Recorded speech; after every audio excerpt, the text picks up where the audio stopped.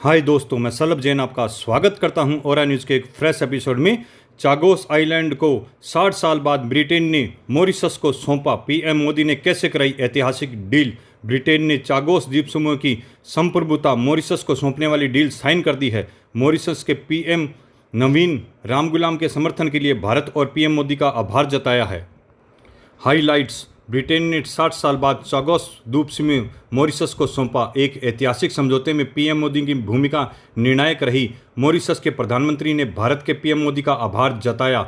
60 साल पुराने उपनिवेशवाद के जख्मों पर आखिरकार मरहम लगा दिया है। ब्रिटेन ने चुपचाप चागोस द्वीप समूह पर कब्जा हटाने का फैसला लिया है। मॉरिशस को उसकी ऐतिहासिक जमीन लौटा दी गई है, लेकिन इसकी बड़ी कामयाबी के पीछे एक देश बड़ी खामोशी से खड़ा है, भारत। हमारी तरफ से प्रधानमंत्री नरेंद्र मोदी की भूमिका बेहद निर्णायक रही है।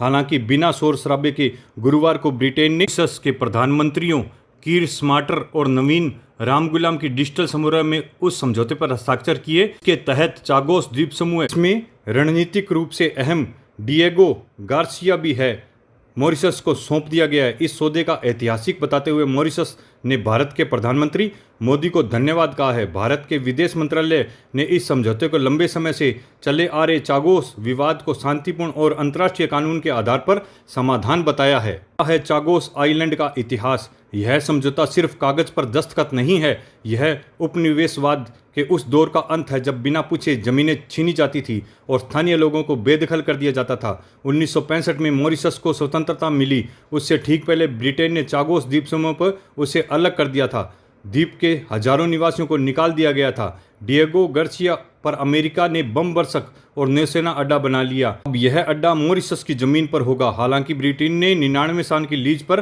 फिर इसे ले सकेगा। समझौते से पहले कई हाई वोल्टेज ड्रामा भी हुआ। 2 स्थानीय महिलाओं ने ब्रिटेन की अदालत में याचिका दायर की। उन्हें डर है कि मॉरिशस के द्वीप सौंपे जाने के बाद में वे कभी वापस नहीं जा पाएंगी। अदालत ने कुछ घंटों के लिए स्थायी रोक भी लगा दी, लेकिन सुनवाई के बाद यह रोक हटा दी गई है और समझौते पर शाम तक दस्तखत हो गए हैं। मॉरिशस डील में पीएम मोदी का क्या रोल?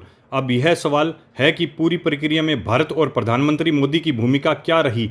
दरअसल अक्टूबर 2024 में ब्रिटेन और मॉरिशस के बीच जो प्रारंभिक समिति बनी, उसमें भारत की चुपचाप कूटनीति मौजूद थी। भारत में लगातार अंतर्राष्ट्रीय मंचों पर मॉरिशस के दावे का समर्थन किया। भारत के लिए यह मामला सिर्फ एक सहयोगी देश के हक की लड़ाई नहीं थी, बल्कि हिंद महासागर में अपने सामरिक संतुलन और ग्लोबल साउथ की आवाज़ को मजबूत करने के लिए अहम कदम भी था।